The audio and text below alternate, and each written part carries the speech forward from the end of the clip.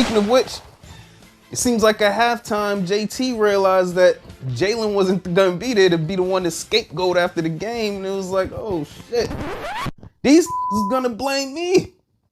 Then he went to work. And homie, you got it wrong. Homie ain't getting on just 'cause homie got a song. In this video, we'll talk about the Celtics escaping being the team that the Pistons were able to break their 27-game losing streak on. But first, I'd like to welcome you to Doing It for GP. Make sure to like, subscribe, comment if you like the content. And if you so choose, scan the QR code to donate to the channel. And with that, this is your Celtics news break. Let's take this walk. The Boston Celtics were lucky to keep their home record perfect versus the Detroit Pistons, and my takeaways are as follows. Nobody wants to be the team that let the team who just lost 27 straight beat them on their home floor, especially when they have, again, that perfect home record. Well, that shit almost happened. No Jaylen Brown, and it showed. The straw that stirs the first quarter energy drink was not present, and there was no energy there either. It was certainly there for Detroit, though. This is my first time watching them dudes this season. I don't understand how them dudes lost now 28 in a row. All that supremely skilled young talent. And I specifically want to highlight three of them dudes. First one is Jalen Duren. I think the boy just turned 20, but he got the physique of 40. 15 and 14 big boards. Poignant because the Celtics got killed on the boards. And then Jaden Ivey is just a different type of athlete, clearly.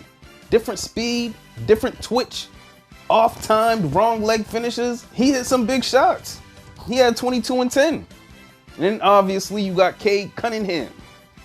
That mother been putting the team on his back lately, but watching it live was different. He scored every time from prime spots, meaning he took shots within the offense from places he was good at. Something that Jason Tatum and Jaylen Brown are just now learning. 31, 6, and 9. He will be a dog. He is next up. And as for the hometown team, look, I'm only focusing on three guys because it was only three guys that really had much to do with the win. Of course, the entire team did, but these guys had the most impact. And first, the player of the game, player who changed the game, player the other team really had no answer for, and really no teams this season have really had answers for. Kristaps Porzingis.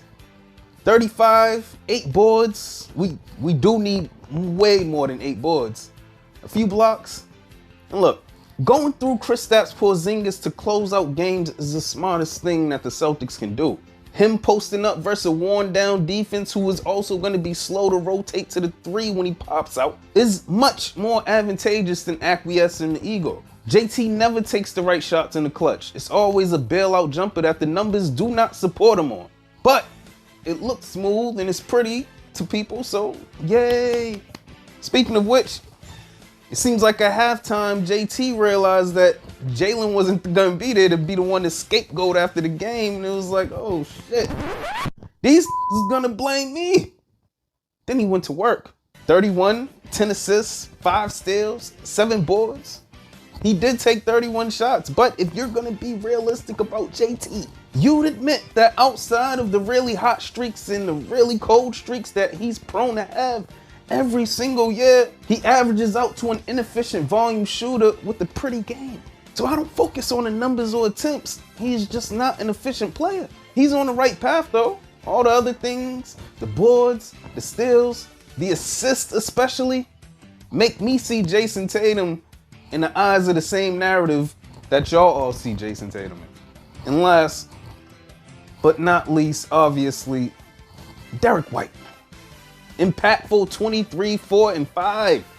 Playing at an all-star caliber level. And right now, people are getting a hard on with replacing Jaylen Brown with him or Porzingis as one of the Celtics all-star representatives, which is ridiculous that the narrative isn't that they all can't be. But hey, you'll understand why I go out of my way to defend Jaylen Brown a lot. Back-to-back coming up. Celtics now 24 and 6. Till next time. You know, you and your niggas be on the block like we ain't got shit to do. It's an off night. For y'all, every night is an off night. Hustle is swag, but you can't get your guap right.